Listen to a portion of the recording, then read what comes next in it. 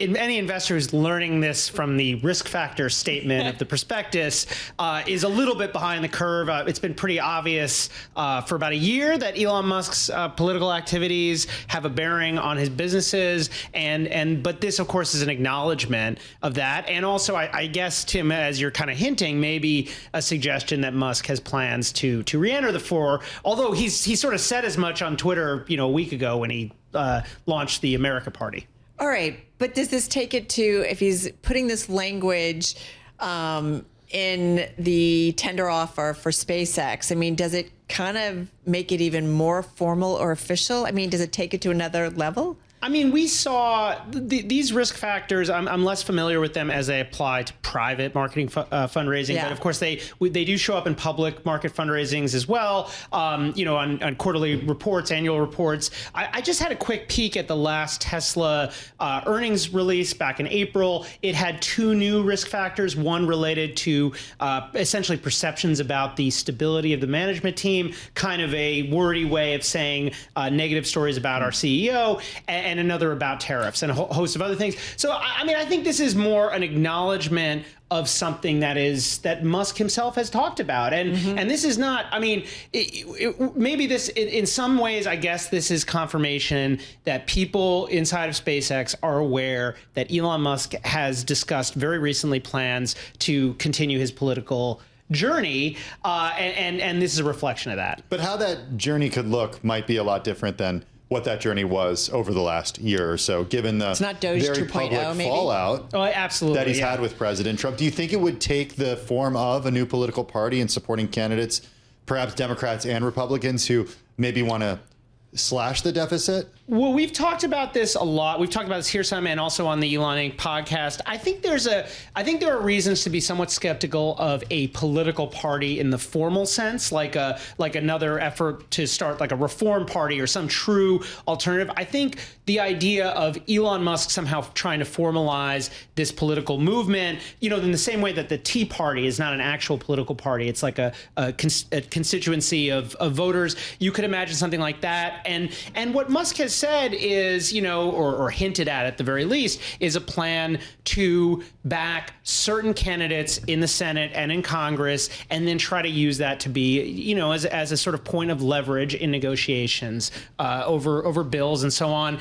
And I think, there's something to be said for that, right? If he were able to, say, peel a few Republican Senate or House votes away, like that would give him more leverage over Trump than he has now. There are also reasons why this could backfire spectacularly. All right, let's just remind everybody, as Max has been reminding us, that, he has talked about, kind of staying exposed to politics or staying in politics. We're talking about Elon Musk. In fact, here's what he had to say on May 30th from the Oval Office. I expect to continue to provide advice whenever the president would like advice. I hope so. I expect to remain a friend and an advisor, and certainly if there's anything the president wants me to do, I'm at the president's service.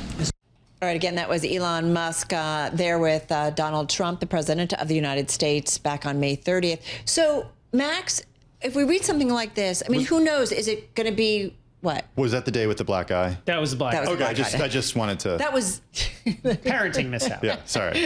The reason I ask is because you were on our program yesterday. The whole big take. It's the cover of Bloomberg Business Week. The issue is on my desk. Right, yeah, and this is all about this. This is like the no. financial filing equivalent of a black eye, right? An acknowledgement that there is risk here and risk for his companies. I mean, just now as we're talking about this, Musk has been tweeting sort of semi-taunting the Trump administration over reports around the Golden Dome, reports that the Defense Department might look for alternatives to SpaceX. So he's obviously moving into a sort of different position relative to the Trump administration. I'd say it's kind of similar to the one he had with the Biden administration, although, of course, Musk's politics have changed quite a lot since then. Yeah, I guess that's what I was curious. Like, is it that he's going to go back and become buddy again? Or like, we just don't, like, in what form? Or is he kind of like this and just figuring out a different involvement in Well, US I mean, I politics. think Musk has carved out an identity that puts him to the right of President Trump on a whole bunch of issues. You brought up the deficit, but of course he talks all the time about, identity politics, about sort of cultural issues, always, taking a more or less right-wing position, and that's kind of where his fandom is, and that to the extent that he has a political platform, I'd expect it to be a right-wing platform, further to the right than the Republican Party for sure. But of course, there's also an element of self-interest, right, where a lot of his positions coincide with the interests of his companies. His companies, as I've said a bunch of times on this program and others, are either heavily regulated by the U.S. government or dependent on government contracts. So it's going to be my guess, and my supposition would be some combination of Musk's own political interests and fixations, along with self-interested policies. So you could imagine very conservative on cultural issues, perhaps, but probably like a little bit less conservative on the question of funding green technology companies and so on, because of course that's what Tesla is to some extent. We'll see. I don't know. Yeah, day by day. Hey, this is a great story, though. Yeah. Dana Hull, Lauren Grush, Ed Ludlow, SpaceX warning investors that Elon Musk could return to U.S. politics. Max, before we let you go, is this more the lawyers covering themselves than it is an indication that Musk is going to have a new adventure? I think more or less. And I think anytime you see something like this in a filing, obviously lawyers, as much as Musk has a stated view that is not super positive about lawyers, my assumption here is that this is lawyers and investor relations types trying to cover their bases. He signs off on it, of course, right? Yeah.